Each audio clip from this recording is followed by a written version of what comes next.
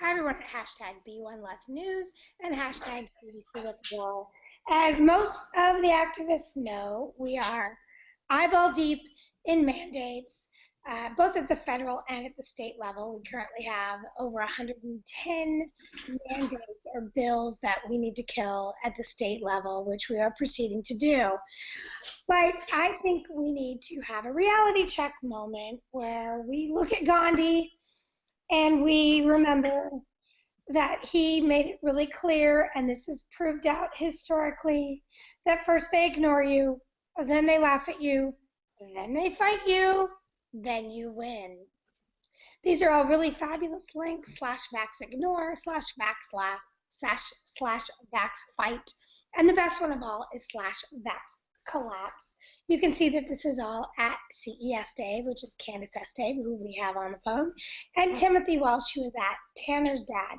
But again, that /vaxcollapse is a great summary of everything that's going on. But the reason why I'm showing this to you all today is because we saw this a few months ago, and we thought we were fighting then, but we were fighting nothing 3 months ago like we are right now. This has gotten crazy. Chin up, we're winning. I know that sounds hard to believe, but bottom line is they bit off more than they can chew. They have activated a massive group of people that they have never activated before. All of my activism has always been isolated to parents. Hey, Candace, can you stop in the kitchen, please? Mom, Oh. we're doing a video. Please. So that's, gorilla for you. So bottom line. Mom, can we wait until after we shoot our video? We're live right now. We can hear you. Candace, I love you. I just love you. Okay, so back to task. See, like the people who have been doing this for over decades are the people who have kids with special needs. Now we have this whole new crew of people that don't have special needs. They have healthy, unvaccinated kids and all the energy in the world. So the truth is coming. Just pull yourself up by the bootstraps and let's get this going. So first I want to start with, so that was on Candace's.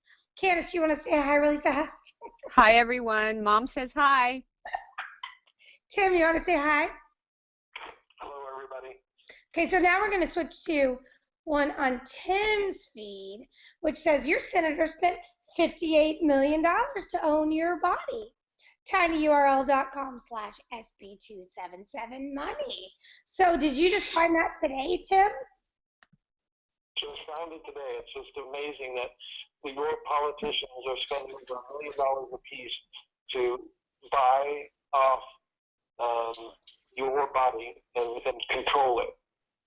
So what's really cool is you can go to tinyurl.com/SB277money.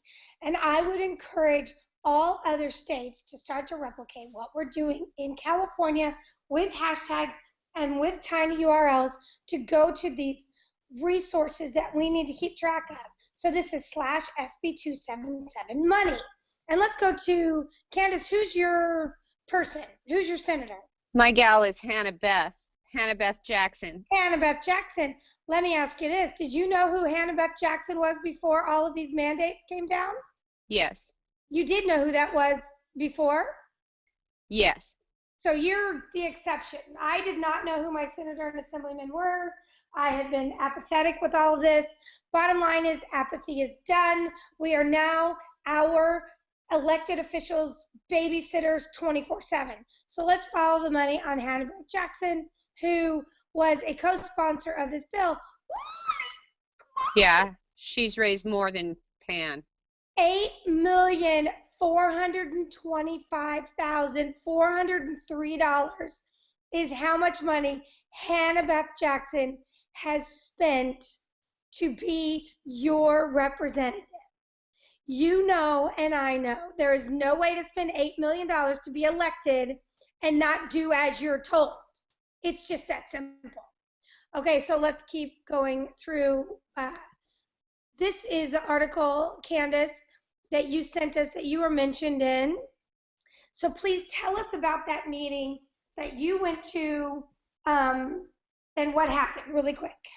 There were about 11 speakers there. The board had seen the county health letter, which was what they were working off of. They were terribly uninformed. The county health doctor could not answer their questions. The county health person had 3 or 4 people behind her that couldn't answer the questions either. They actually voted to table the issue and not support the bill at this time. They wanted to write a letter of the modifications to the bill, which would probably not be modified. And those concerns were who would police the vaccines coming through the pike, and also, what was the other? First Amendment. The First Amendment, the religious exemption. They took homage with that. There was one guy on the supervisor board, Mike Adam, that was a staunch, this is a human rights issue. He didn't say human rights. He said this is a First Amendment right issue, and this will not trump our First Amendment. And he was a staunch no through the entire meeting. So we need to, so a couple things had happened. They were on the verge of passing a resolution to support SB 277 when a group of 10 mothers came and gave them all the references and all the facts, and they ended up tabling the issue. So that is huge power in numbers, and that's the kind of success we're looking for when you go to calendarwiz.com/SB277 to find your meetings that you need to go to make sure that we have success of getting rid of these resolutions to support SB 277. Okay, moving on. This is the ACLU, and this is /Vax War Reality, where they talk about your right to an education. And the ACLU should be behind no on SB 277, but they haven't come out to do that yet, so lots of pressure going there. This right here is Vax War Lie, which is, it goes to this, their Frontline. Can you talk about what Frontline did, Tim, really fast? A couple years ago, Frontline did a very biased piece on the pro-vaccination side, and it seems like that piece gets recycled every time we approach April Autism Awareness Day, April 2nd.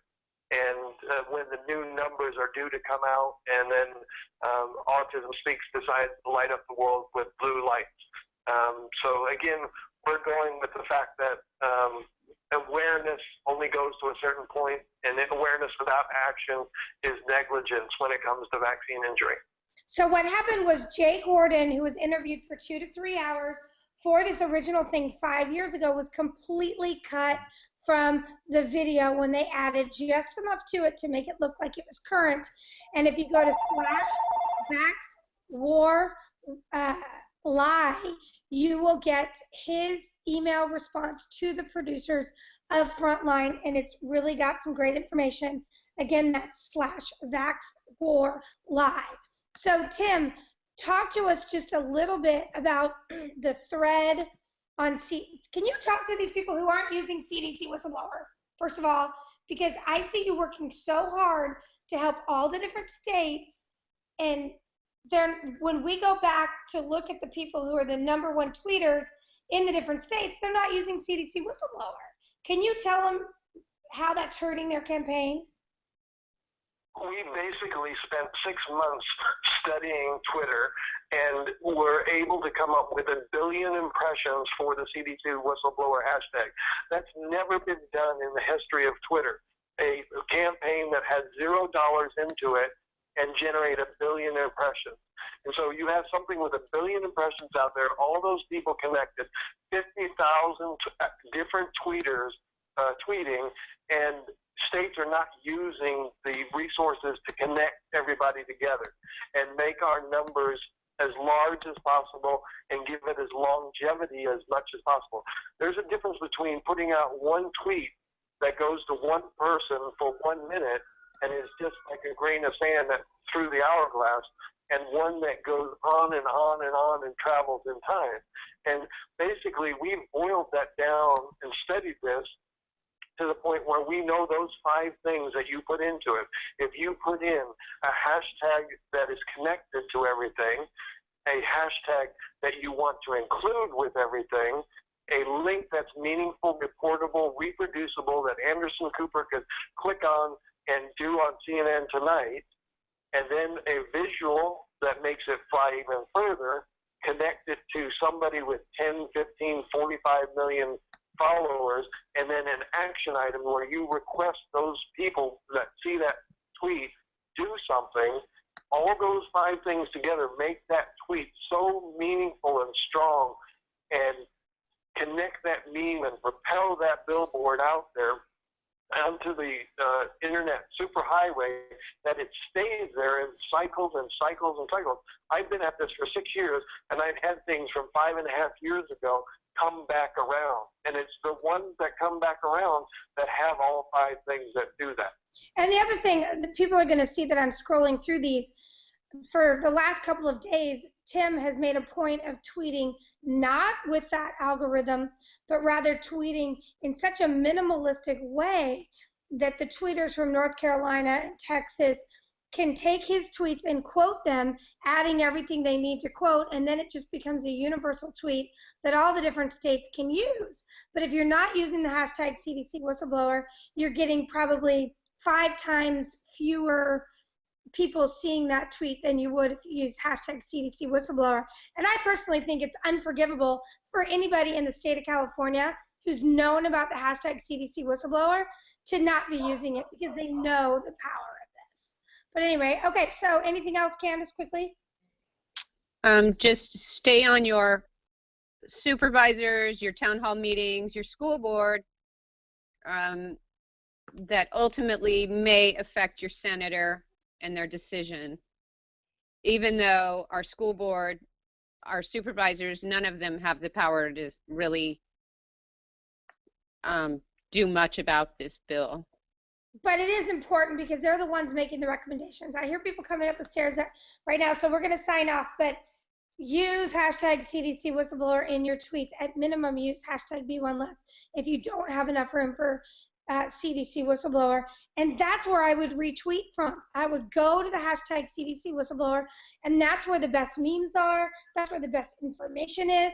And then you just quote those memes with hashtag the name of your bill, and you're off to the races. Anything else, Tim?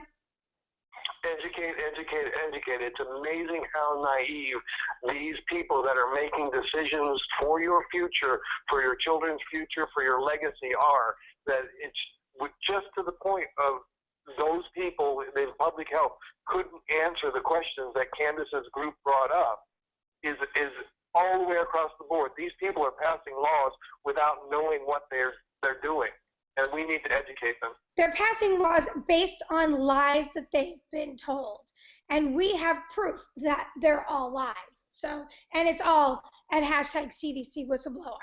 And when you try to think twice about stuff, you need to put your ego aside and think, is this going to help make one less kid? Will there be one less sick kid if I do A or I do B? And make your decision based on there being one less kid instead of your ego. Love you guys. See you soon.